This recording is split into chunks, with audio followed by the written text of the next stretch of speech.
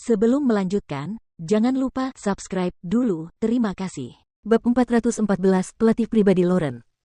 Pelatih pribadi Lauren dibawa ke tempat parkir bawah tanah dari pusat kebugaran mewah di gedung tersebut. Pelatih pribadi yang tinggi dan berwibawa itu mulai berteriak tanpa henti setelah dicengkeram oleh seorang pria yang lebih pendek darinya. "Sobat, lenganku hampir patah. Lepaskan aku. Aku tidak akan lari, oke? Apa kau bisa mengerti bahasa Inggris? Atau kau hanya bisa berbahasa Thailand?" Pria itu mengabaikannya dan membawanya langsung ke Salvatore. Kali ini, interogasi dilakukan oleh Salvatore, dan Jordan bersembunyi di dalam salah satu mobil di tempat parkir untuk mengawasi dari jauh. Dia tidak bisa membiarkan Lauren atau keluarga Howard tahu bahwa dia sedang menyelidiki Lauren. Pelatih pribadi itu memandang Salvatore dan berkata dengan ekspresi bingung, "Tuan, saya tidak mengenal Anda, apakah ada kesalahpahaman?" "Wah." Salvatore menginjunnya dan membentak, "Salah paham. Sebagai pelatih kebugaran, Anda benar-benar berhubungan dengan anggota kebugaran yang cantik dan Anda mengatakan itu salah paham." Pelatih kebugaran itu langsung tampak bingung. Anggota kebugaran wanita mana yang merupakan istrimu? Kamu pasti salah paham." Salvatore meledak, "Sialan. Salah paham, dasar brengsek. Aku sudah memperhatikanmu, dasar brengsek. Waktu yang kau habiskan untuk membantu anggota perempuan melakukan peregangan 3 kali lebih banyak daripada yang kau habiskan untuk anggota laki-laki. Kalau kau tidak mesum, kau ini apa? Matamu hampir copot dari rongga matamu." Pelatih pribadi itu mengingat sejenak sebelum berkata, "Baru saja. Maksudmu bukan Nona Howard, kan?" "Ya Tuhan, sobat, kau telah berbuat salah padaku. Nona Howard adalah pewaris keluarga Howard. Aku tidak akan berani berhubungan dengannya bahkan jika aku pemberani." Pada hari pertama Nona Howard datang ke sini, kakaknya datang untuk menunjukkan dominasinya di hadapanku dengan bawahannya. Siapa yang berani mengganggunya? Lagi pula, Nona Howard memiliki penilaian yang bagus dan dia bukan wanita nakal yang suka main-main. Dia bahkan tidak menyukaiku. Salvatore meninju pelatih pribadi itu dan berkata, "Kau masih berpura-pura.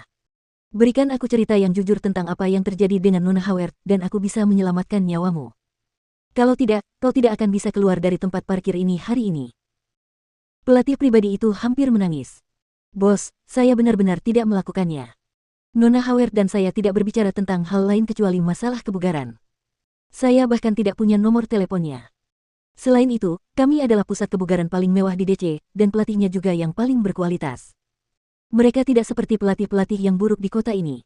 Saya bersumpah saya tidak pernah berhubungan dengan anggota pusat kebugaran kami." Pelatih pribadi itu bersikeras tidak mau mengakuinya, membuat Salvatore sedikit kesal. Ketika telepon Salvatore berdering, ia melihat bahwa itu adalah Jordan. "Biarkan dia pergi." Salvatore meraih pelatih pribadi itu dan menegurnya dengan marah, "Pang, aku akan melepaskanmu hari ini. Saat kau melatih anggota perempuan lain di masa depan, berhentilah melongo. Selain itu, sebaiknya kau tidak mengatakan sepatah kata pun tentang insiden hari ini. Seperti yang kau lihat, bawahanku yang masih di bawah umur dapat dengan mudah menangkapmu. Pikirkan apa yang akan terjadi padamu jika aku mengirim orang dewasa untuk menghadapimu." Pelatih pribadi itu tahu bahwa Salvatore tidak boleh diganggu, jadi dia buru-buru berkata, "Jangan khawatir, jangan khawatir. Saya pasti tidak akan menyebarkan berita ini kepada siapapun." "Enyahlah." Salvatore memperhatikan pelatih pribadi itu pergi sebelum kembali ke mobil tempat Jordan berada. Salvatore pun mulai bicara, "Tuan Jordan, pelatih itu sama sekali tidak berani mengakui apapun. Saya berpikir untuk menggunakan cara yang kejam untuk memaksanya berbicara." Jordan menggelengkan kepalanya. Dia tidak berbohong. Selama interogasi, Jordan memperhatikan dengan saksama ekspresi dan nada suara pelatih pribadi itu saat berbicara. Ia yakin pria itu mengatakan yang sebenarnya. Berdasarkan pemahaman Jordan tentang Lauren, dia merasa bahwa dengan status dan penilaiannya, dia tidak akan jatuh cinta pada pelatih kebugaran. Karena Jordan telah mengatakan bahwa Lauren telah menjalin hubungan dengan Matt, lebih baik fokusnya pada Matt. Dengan mengingat hal itu, Jordan memerintahkan, "Salvatore, tim, awasi Matt Gale dan cari tahu di mana dia tinggal, apakah dia punya pacar atau tidak, dan apa yang dikatakan orang-orang di sekitarnya tentang dia." "Mengerti." Setelah memberi mereka instruksi itu, Jordan menelepon Lauren lagi. "Halo, sayang. Kamu di mana, sayang? Kamu masih di pusat kebugaran?" "Tidak, aku baru saja pulang dari pusat kebugaran. Suamiku, apakah kamu sudah selesai?" "Ya, aku baru saja menyelesaikan urusanku dan aku ingin bertanya apakah kamu ingin makan di luar malam ini?" "Ya, tentu saja. Sudah lama kita tidak makan di luar. Suamiku, aku ingin makan makanan Cina." "Hehe. Baiklah, kalau begitu aku akan pesan tempat di Yang's Chinese Food. Ngomong-ngomong, aku tidak akan mengajak lu malam ini, aku ingin mengajak seseorang." "Siapa?" Dr. Matt Gale. Mendengar Jordan ingin mengajak Matt, Lauren merasa sedikit terkejut. Suamiku, kenapa kamu tiba-tiba ingin mengajaknya makan malam? Oh, saya perhatikan dia tidak menghadiri pernikahan kami, kata Jordan. Ya, kami mengalami konflik karena dia sebelumnya dipaksa oleh Chris Heng. Jordan berkata, saya tidak menyalahkannya atas apa yang terjadi sebelumnya. Bagaimanapun, Chris memerasnya dengan orang tuanya, dan dia tidak punya pilihan lain. Lauren tampak mempertimbangkan kembali. Sayang, jika kamu mengatakannya seperti itu, kurasa semua berkat dokter Gale kita bisa berkumpul hari ini. Bayangkan jika dia tidak melakukan manipulasi kesadaran saat itu, yang menjadi alasan mengapa kamu jatuh cinta padaku dalam khayalan selama 3 tahun. Apakah kita akan bersama sekarang? Kata Jordan. Menanggapi hal tersebut, Lauren berkata, ya, saya juga merasa bahwa Dr. Gale adalah orang yang sangat penting bagi kami. Kalau begitu, aku akan meneleponnya dan mengajaknya keluar. Aku yakin dia akan sangat senang jika tahu kamu sudah memaafkannya. Baiklah, aku akan meminta Salvatore untuk menjemputmu.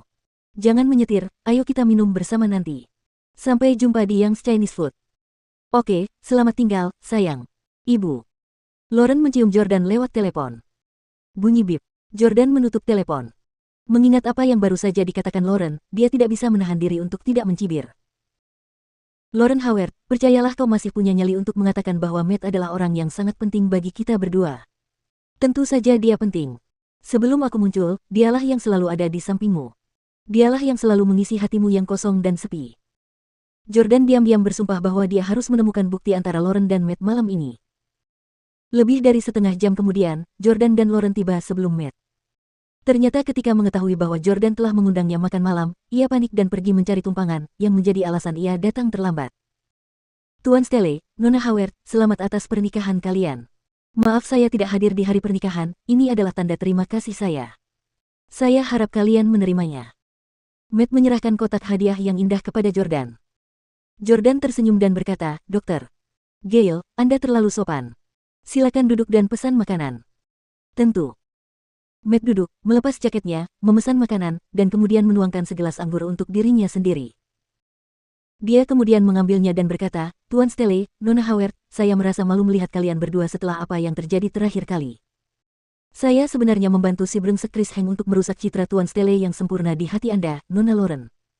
Untungnya, pada akhirnya dia tidak mendapatkan apa yang diinginkannya.